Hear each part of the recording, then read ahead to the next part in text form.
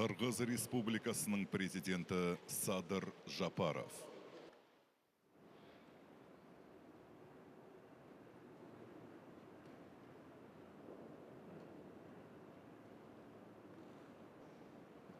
Ассаламу алейкум. Қалай демалдыңыз ба? Жақсы.